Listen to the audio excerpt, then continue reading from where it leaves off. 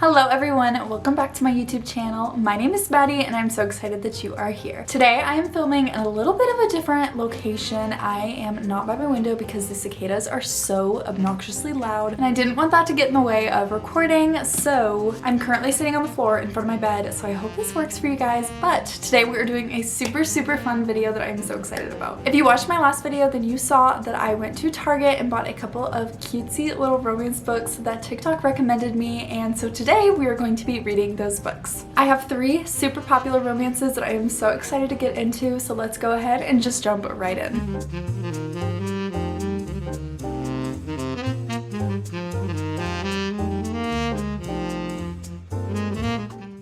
The first book that we're going to be reading in this video is Love Theoretically by Ali Hazelwood. I read The Love Hypothesis and then also Check and Mate by her, and I literally love her so much. I've heard so many good things about this one, and as y'all know, I'm a STEM girly, so I am super excited to read a STEM romance. Basically, this book follows Elsie Hannaway. By day, she is a physicist, and then by night, she's a fake girlfriend. However, Jack Smith, the arrogant and super annoying older brother of her favorite client, turns out to be the cold-hearted experimental physicist at MIT who also ruined her mentor's career. He is super well known for undermining the reputation of physicists everywhere, and Elsie just happens to kind of come in contact with him, and then that sparks a little romance between them. As y'all know, I love a good enemies to lovers, so I am so ready for this one. I eat up all of her books, and I know this one's gonna be the same. So honestly, let's just get to reading, and I will let y'all know how I am feeling about it within the next couple hours.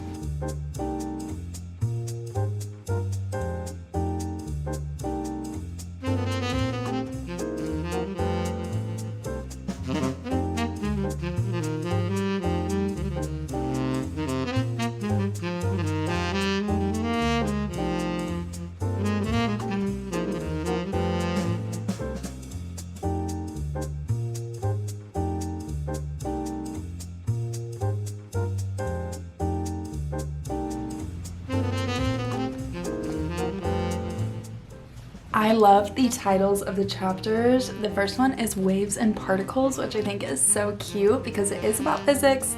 I love that.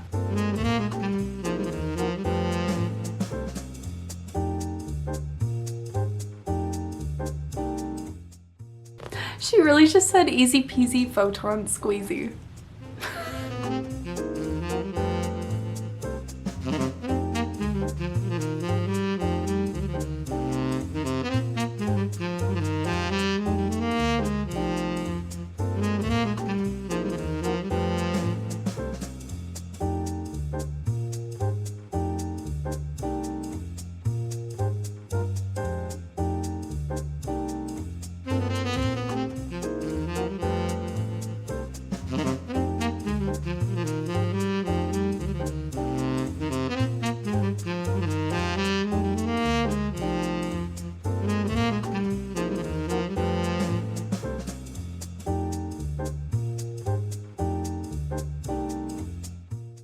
I feel like every romance book I read, like the main character has some sort of medical issue or like something that's maybe neurological or like a learning disability, and it doesn't normally bother me, but I'm kind of, okay, it doesn't bother me, but at the same time I just like kind of expected it, and then it happened and I wasn't surprised, you know what I mean? But I don't know, it's not really a spoiler, like it's not a big deal of course, but at the same time it's like I was kind of expecting that. And I'm really not surprised that it happened. Does that make sense? I wish it was a surprise in every book because that's something that's like important to the main character, but like it's not really a surprise anymore because I feel like it happens in every book. That's what I'm trying to say. And I kind of wanted it to be a surprise, but I like expected it. It's like the trope where like the girl is like really hot-headed and like different, but like that's so overdone that like that's what you expect, even though that's what you would want to be excited about and like, oh my gosh, she's different, but like she's not. That's kind of what I mean. That's really random, but I just wish that it was more surprising, but it's not because it happens in every single book. I don't know, but I really like the main character so far. I think she's really cute, so yeah. I'm currently on page 34, and I love when a romance has a good, like, solid female best friend. Like, Cece in this book is so cute, and she's so sweet, and like just so cares about our main character Elsie, and I think that's so sweet, and I just eat that up, sometimes more than the romance. So I love a good girl bestie like relationship. I just love them. I think they're so cute. I'm currently on page 104, and my biggest critique about this book is the amount of like references that she's cramming into it. I think it's just like a lot and kind of overwhelming. Like, she is just forcing the main character Elsie to just be like funny and like unique, and it's just a lot, and I am not loving the writing style in this one. It's just kind of overwhelming and confusing, and the amount of just like really just references that are crammed in is really just taking me out of the book. So I'm kind of hating the way it's written, but I'm on 104, so I'm like a third through the book, so we'll see how it continues. I like it, but not that much.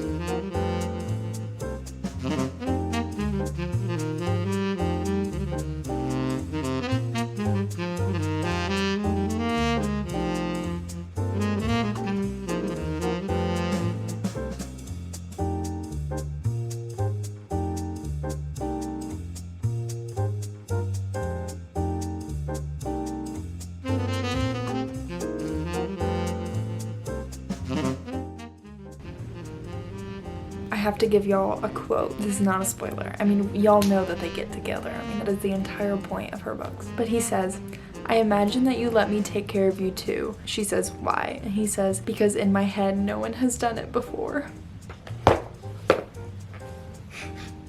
That is so sweet. I love him.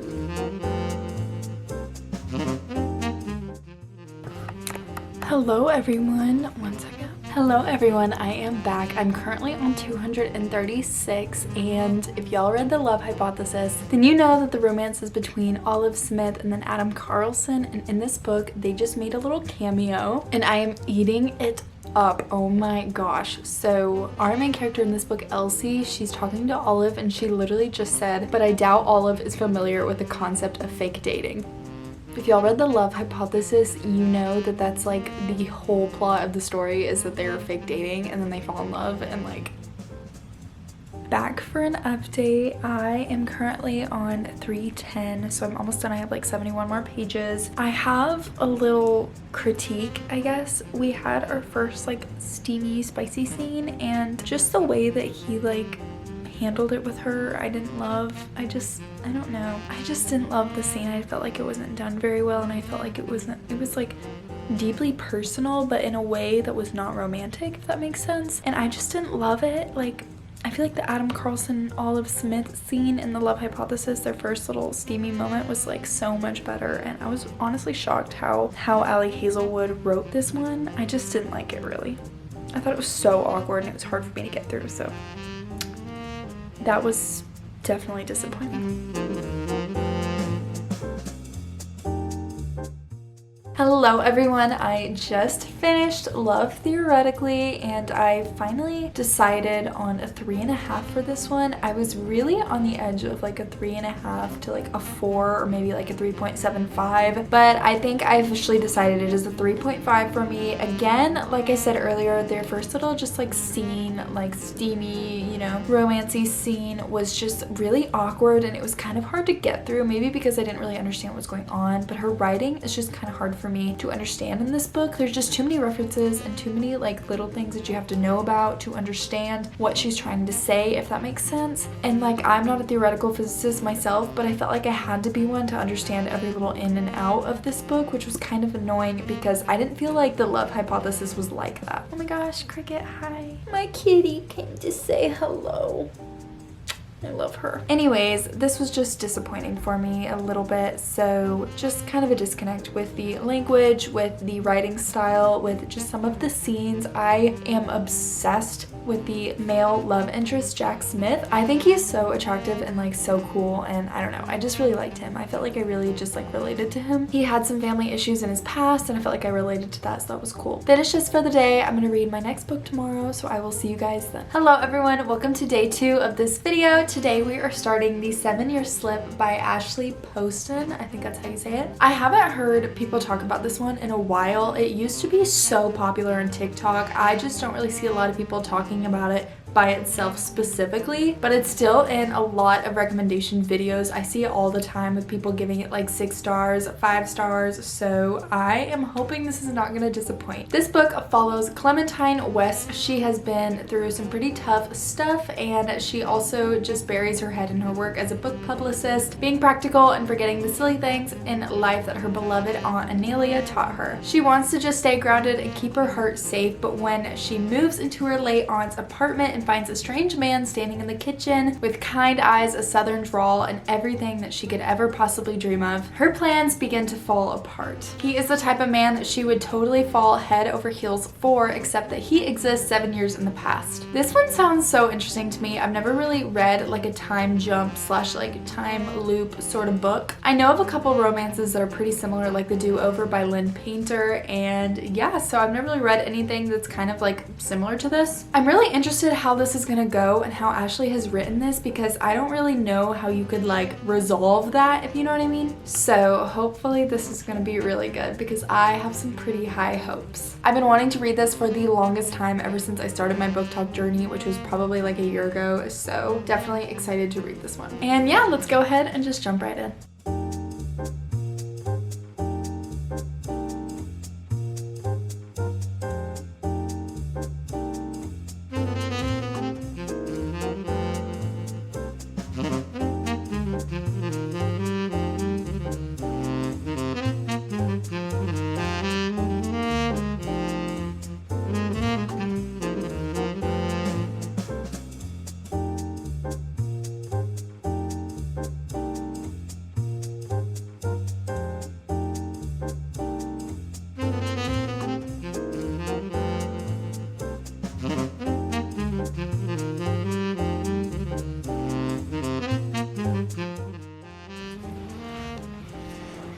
Hello everyone, I am back. Please ignore the way I look. I just got off of work and I worked all morning and I'm just tired, so I'm definitely looking a little bit sleepy and I'm like kind of sunburnt, but like not really, so I don't really know what's going on.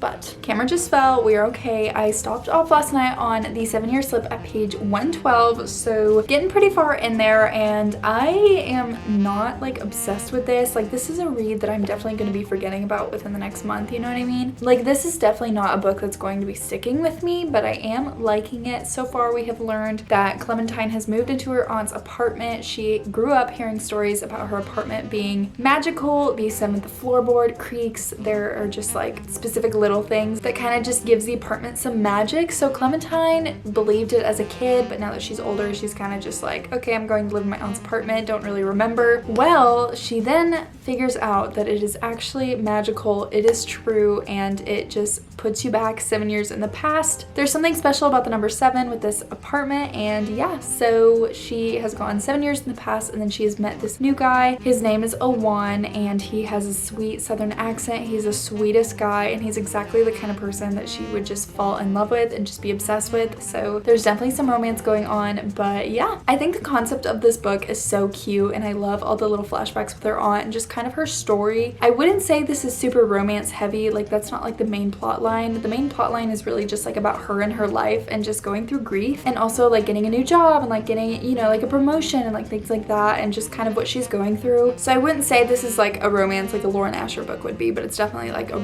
good, sweet, contemporary romance kind of vibe. And I knew that going in, so I'm not like disappointed by any means. This is just something that I'm not going to remember. I mean, I'm definitely enjoying it, but I really want to finish it because I'm kind of already over just like reading it, you know what I mean? Like, I'm kind of more in the mood for fantasy all of a sudden, and this is just not something that I'm like totally in the mood for, but I do like it. Side note, last night I was sitting in bed and I was like, man, I really want a Kindle. Like, I just want to have a Kindle. I've never had one. My mom had one when I was a kid. She was constantly reading on it, and I just never really really had one. So as some of you may know, my mom is not with us anymore, so a lot of her things I still have, and I was like, you know what, I bet that she has a Kindle laying around here somewhere. So I went and looked around in our bookcases and I found it, and I covered it with stickers, and it still works, so now it is mine. I was like about to go on Amazon and buy one, so I'm glad that I looked and like made sure that we didn't have one before I went and bought one, because we do in fact have one, and I am really excited about it now, so yay! I just put some cute stickers on it. This one says iced coffee and chapstick, and then this one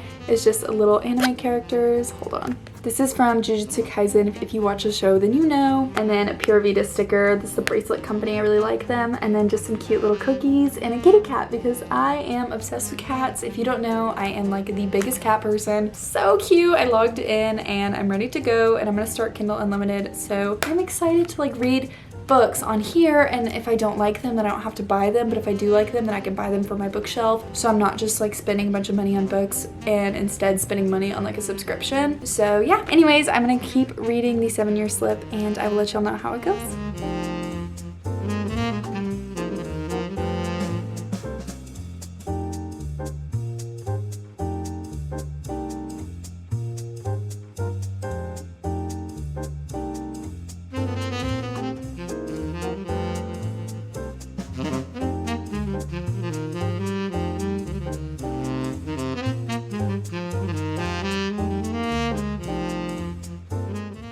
Hello you guys, I am back. It is the next day. Last night I stopped off on 2:14 on the 7-year slip. I didn't really film too much yesterday. I kind of got really busy in the middle of the day and it was just not really a good time for me to film for you guys. So I just got a couple clips of the pages I was on and then the chapters and stuff like that. I am hoping today to finish this. This has 326, I think, pages. Let me double check.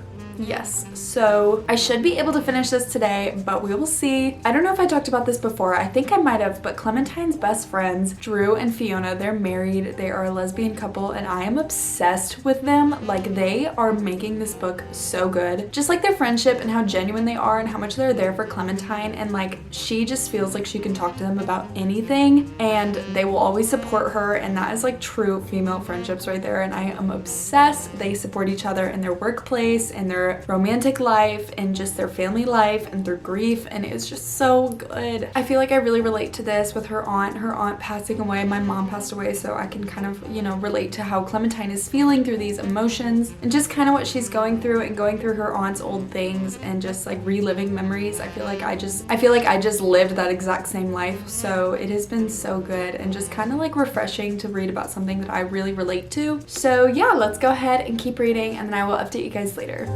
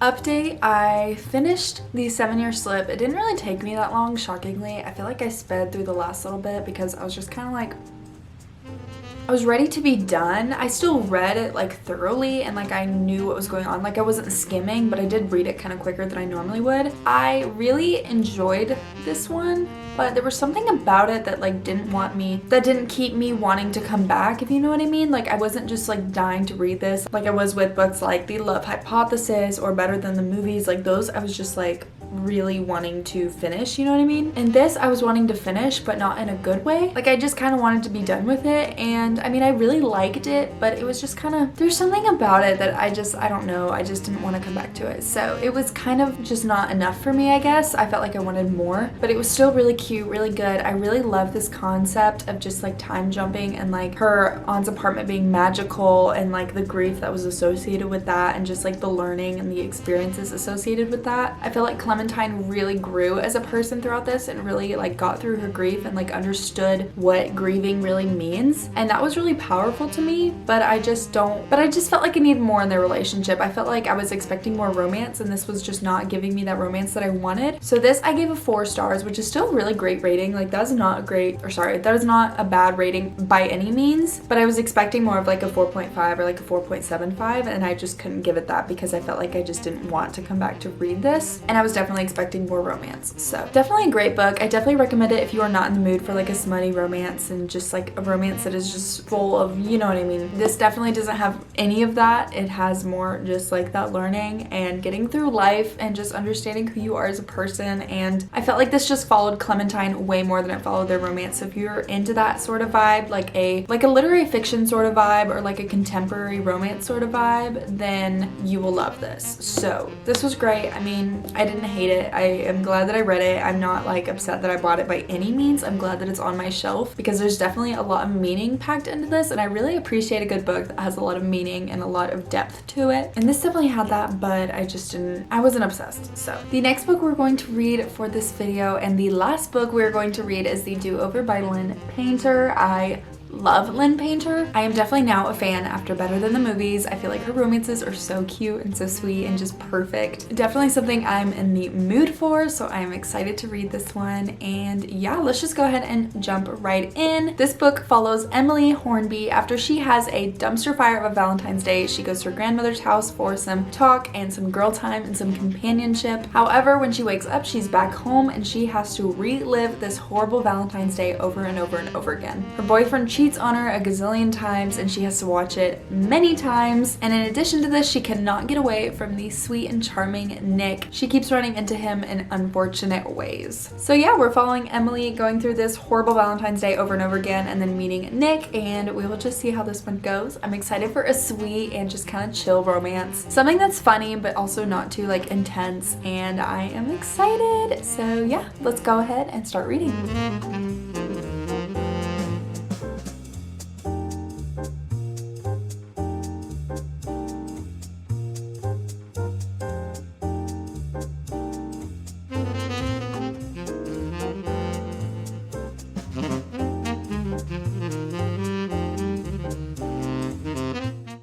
Hello everyone, it is the next day. I am not very good at consistently filming on these videos, but last night I left off on confession number 10, which I guess is technically chapter 10, which is also page 119. So I read just a little over 100 pages. I really wanted to like finish this book in one day, but I just got really busy, which is also why I didn't really film much yesterday, and today's another busy day. I'm just working a lot, which is like making it really hard to film. So far, I really love it. We are currently stuck in this time loop of just Valentine's Day, Valentine's Day, Valentine's Day again and again and again. I've talked to several people about this book and they say that they don't like it because they think it's very repetitive, but I think it's so fun and I'm really loving like this concept and how every day is a little bit different and you kind of don't really know what to expect with all the certain little events that have happened. And every day she is just having the worst day of her life, which I think is so funny, and I just really adore her as a character and how she handles her problems and just kind of how she's growing throughout these time loop Valentine's Day sort of things. I feel like we're already seeing a difference in her and how she sees the world and just the way she's interacting with people, and we're getting to know her being frustrated and angry, and I feel like that's just really helping us get to know who she is. And I just am like obsessed with her as a character. I think she's so funny and so cute, and it's such a refreshing little book to have, to just read about something that's like so goofy and silly and just doesn't really matter. Like, this is not a book that I'm gonna have to remember, if you know what I mean. Like, I love a good fantasy, but I feel like every time I read a fantasy book I have to remember it because there's gonna be another book, and this is just kind of a fun little book to read that's super short and just easy to get through for the summer. And yeah, so super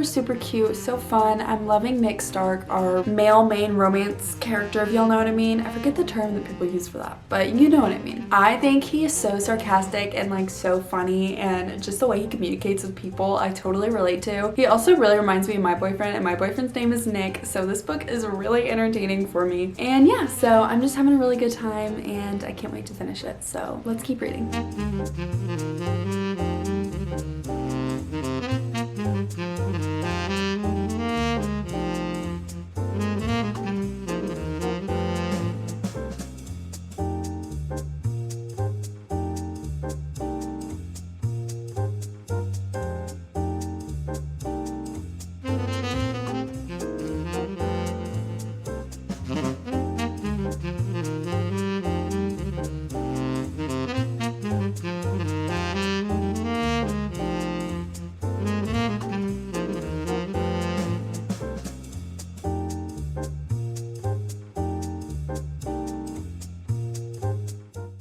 I'm only a little bit farther into my reading for the day. I'm on 155, and she has decided that she wants to do whatever she wants for the day because she thinks it is going to go back to another Valentine's Day. And I have a feeling that it might not, but we will see. I'm kind of nervous. I'm like, what is going to happen? Because she's decided that there are no consequences, so I'm like, there has to be consequences the one time you think that there's gonna be no consequences, so I'm nervous. But I love like all the things she's doing. I feel like this is like getting to the meat of the book, you know what I mean? Like, it's getting to like the good part. So I'm excited to see what she does for this whole day, but I'm nervous.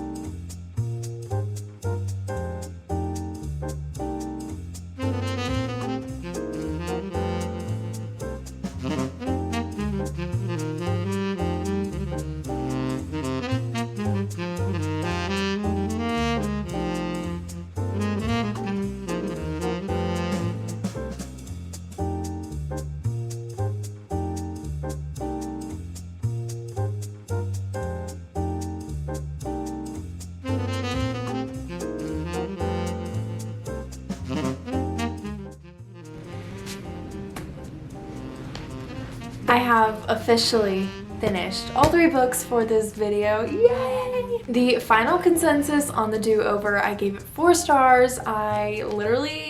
This was so cute. This was so refreshing, so like easy to get through and such a fast read. And honestly, like, I cannot recommend this book enough. This was so cute. I must admit, this was definitely my favorite book of this video, which is kind of crazy because I know so many people love The 7-Year Slip and also love Theoretically, but I must say the do-over was just the cutest and the most refreshing and definitely the most like what I was in the mood for. I literally had the best time reading these books and I hope y'all enjoyed it too. Overall, I loved these. I thought they were so cute. My least favorite was probably Love Theoretically, just because of like the language in the book. I didn't really connect with it, but the do-over, the writing style in this one was so funny and it had me just like giggling the entire time. Also, the Taylor Swift reference at the end of the do-over was so cute, and the fact that it had like a little playlist at the end was so just precious. I love when authors include playlists for their books. It makes me feel like I can really connect to it after reading, so super awesome. I must say that Love Theoretically kind of made me feel a little bit less interested in Allie Hazelwood, and maybe just like I didn't like her as much as I thought I did, but still great. And then the 7-Year Slip was so good and so interesting to like read a book with like a difference in time, I guess, you'll know what I mean, like time warped, time loop sort of vibe, and the do-over was the same way, so those were definitely interesting to read. We didn't really like get an explanation for why the Valentine's Day in the do-over was repeating, but I didn't really feel like we needed one. I just thought it was just like a fun book that wasn't taking itself too seriously, and I think it's kind of fun when books like this just kind of end and then you get to like kind of think on what caused maybe something you're confused about, or like give your own explanation to something, so I thought that was fun. But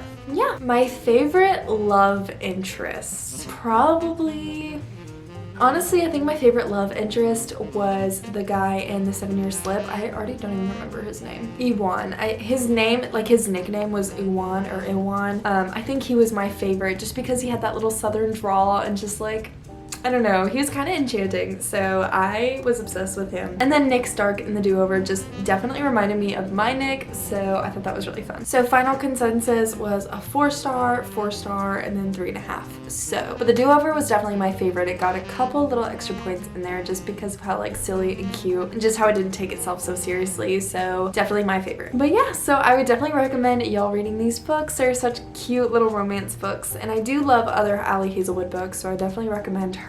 But super fun. Honestly, I felt like this is just what I needed for the summer, just a fun little romance book video. But yeah, so I hope you guys enjoyed, and I will see you guys in the next video. Bye!